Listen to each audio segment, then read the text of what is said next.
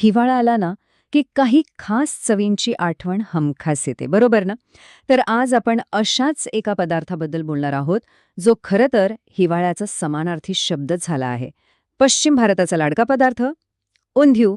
जरा विचार करा, बाहेर मस्त गुलाबी थंडी पडलीये आणि घरात गरमागरम असं काहीतरी पौष्टिक खायला मिळालं तर काय वाटेल? मग असा कोणता पदार्थ आहे जो हिवाळ्यात मनाला आणि जिभेला एकदम आराम देतो?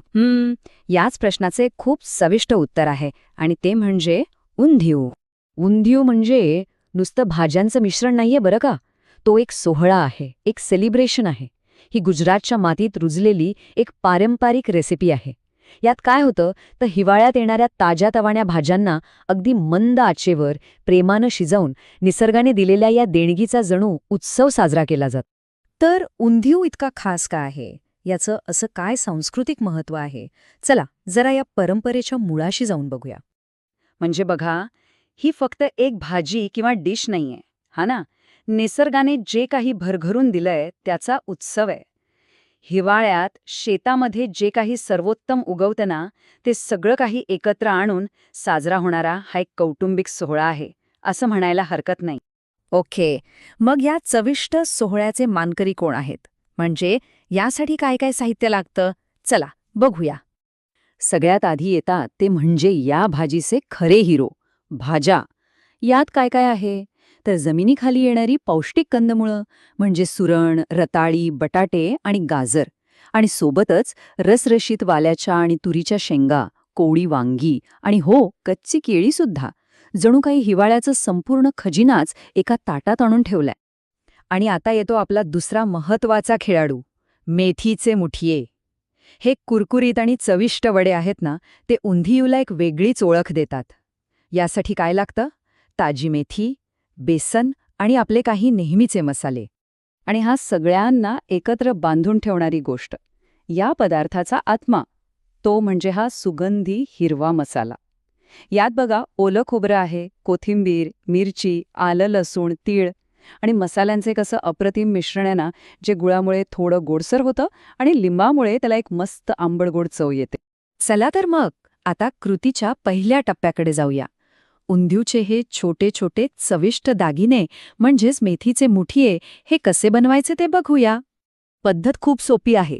सगळं साहित्य एकत्र करायचं आणि त्याचा घट्टसर पीठ मळायचं. घट्ट यासाठी की तळताना ते विरघळायला नकोत. मग त्याचे छोटे गोळे करून मध्यम आचेवर सोनेरी रंगावर तळून घ्यायचे. बघा, बाहेरून एकदम कुरकुरीत आणि आतून छान मऊ. आपले मुठिये तयार. बरं, मुठिये तर तयार झाले. आता वळूया या पदार्थाच्या हृदयाकडे, म्हणजेच त्याच्या खास मसाल्याकडे. आणि या मसाल्याची जादू तयार करणं तर खूपच सोपं आहे.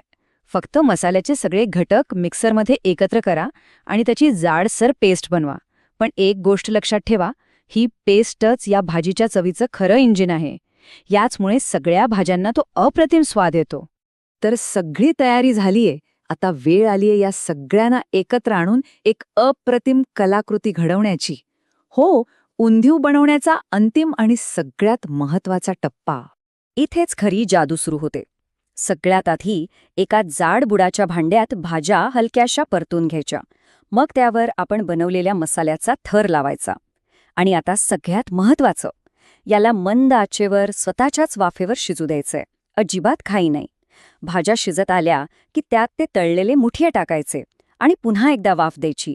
यामुळे काय होतं, मसाल्याचा स्वाद मुठ्यांमध्ये जातो आणि मुठ्यांचा स्वाद भाजीमध्ये उतरतो. फ्लेवर्स एकदम एकजीव होतात.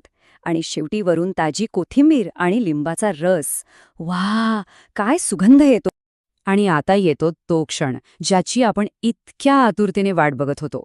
या मेहनतीच्या चविष्ट फळाचा आस्वाद घेण्याचा क्षण.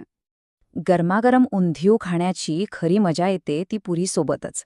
अर्थात भाकरी किंवा चपातीसोबतही तो उत्तमच लागतो. पण जर काहीतरी एकदम खास करायचं असेल ना, तर पुरी, श्रीखंड आणि उंधियू, आहाहा, ही जोडी म्हणजे खरंच एक स्वर्गीय अनुभव आहे. आणि हो, एक छोटीशी टिप किंवा गुपितच म्हणा, जर उंधियूची खरी अस्सल चव अनुभवायची असेल ना, तर तो शक्य झाल्यास मातीच्या भांड्यात शिजून बघा. त्या मातीच्या भांड्यामुळे त्याला एक इतका वेगळा सुगंध आणि सोंधापणा येतो, जो पिढ्यानपिढ्या चालत आलेला आहे. खरे ना, प्रत्येक ऋतूचा स्वतःचा एक स्वाद असतो, स्वतःची एक आठवण असते.